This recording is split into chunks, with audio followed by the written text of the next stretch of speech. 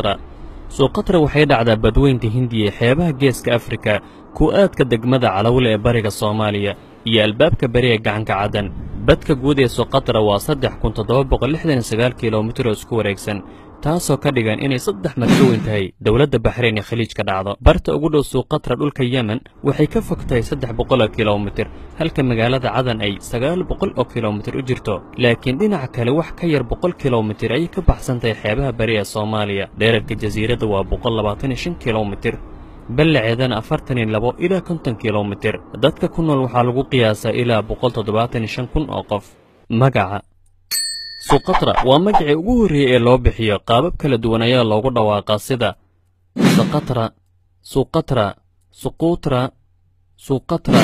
inkastoo Yaquut al-Hamawi uu leeyahay magaca suqatra waa carabi, haddana waxaa la rumaysay in asal ahaan magacan uu ka soo jeedo luuqadda sanskrit oo ah luuqad hindi qadiimi ah, oo waxaa la leeyahay magaca suqatra wuxuu ka imaaday sukahatra oo micnaheedu yahay jasiirad.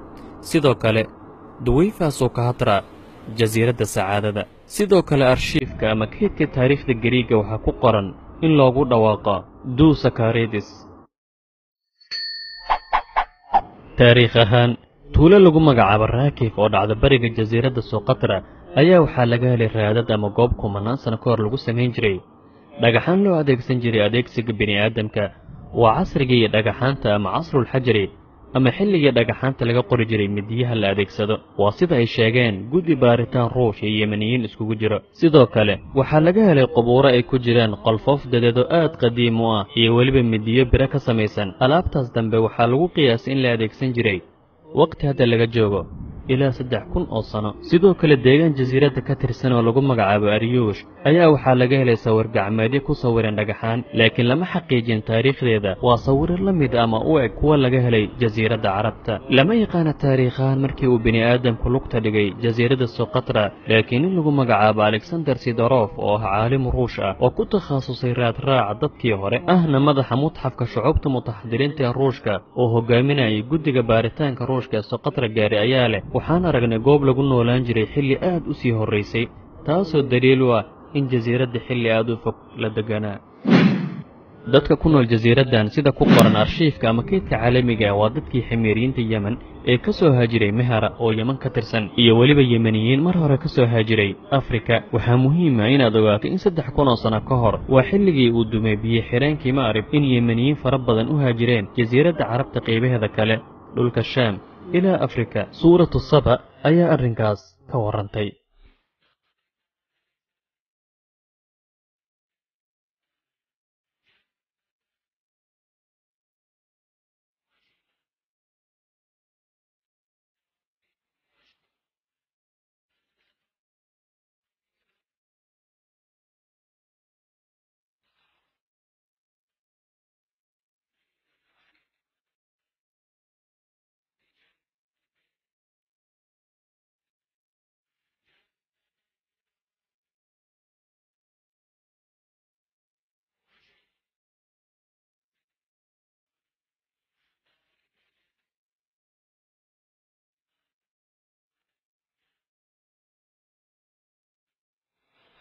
inkastoo jasiiraddu soo martay mawjado duulaan Burtuqiis, Ingiriis iyo aqwaam kala duwan, haddana waxba kama bedelmin dadka ku nool.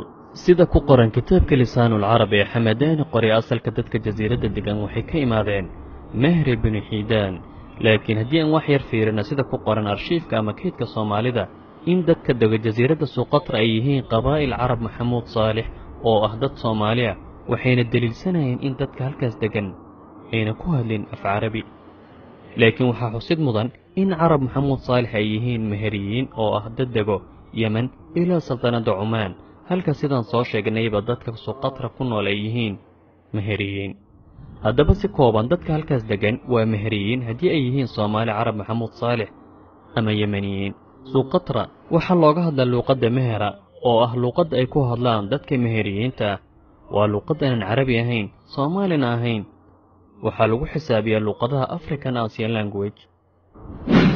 ku soo dhowaada qaybta ugu dambaysa mawduuceena oo ah macluumaad iyo faahfaahin kala duwan oo ku saabsan jasiiradda suqatra. caasimada suqatra waa magaalada Xadibo. suqatra waxaa hoos imaada jasiirado yaryar oo kale ah darsa, samxa, cabdilkuuri, siyaal cabdilkuuri, siyaal suqatra. jasiiraddan waxaa lagu magacaabaa jasiiradda cajaa'ibta. waxaa ku yaalla geedo aanan ku oolin meel kale oo caalamka oo dhanna. sidoo kale waxaa ku nool duurjoog kala duwan, shimbiro aanan laga helaynin meel kale oo caalamka.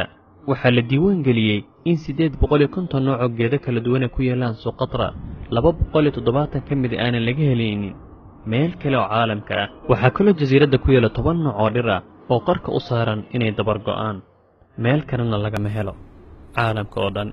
geedkan aad sawirkiisa daawanaysaan waxaa lagu magacaabaa geedka dhiigga walaalaha.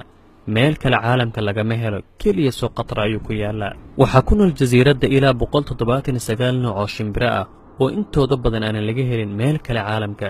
waxaa ka mid ah shimbirka alhaasija, wuxuuna leeyahay cod aad u macaan oo dhagaha soo jiidanayo, iyo noocyo xunshooyin gorgor kala duwan ah. heerkulka jasiiradda waa mid iska dhexdhexaada una badan wax yar dhinaca kulaylka 27 ilaa 30 digrii inta u dhaxaysay darajadu gaartaa. dhanka qaabka dhulka ama waxa lagu magacaabo tadaariis, jasiiraddu waxay leedahay dhul kala duwan haddii ay noqoto dhinaca buuraha, bannaanada, togaga waaweyn.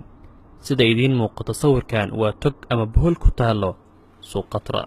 2008 jasiiradda suqatra waxaa lagu daray meelaha lagu magacaabo dhaqanka ama taariikhda caalamiga ah, waxaana diiwaan geliyey hay-adda UNESCO, waxaana lagu magacaabay meelaha adduunka ugu yaabka badan. 2010 jariidadda New York Times ayaa ku tilmaantay jasiiradda suqatra inay tahay jasiiradda caalamka ugu quruxda badan uguna yaabka badan. wixii ka horreeyey 2013 jasiiradda suqatra waxaa lagu xisaabin jiray inay maamul ahaan raacsan tahay gobolka xadramawt ee yemen, laakiin taariikhdaas ayay noqotay gobol goonidiisa u taagan waa marka laga hadlayo dhanka yemen.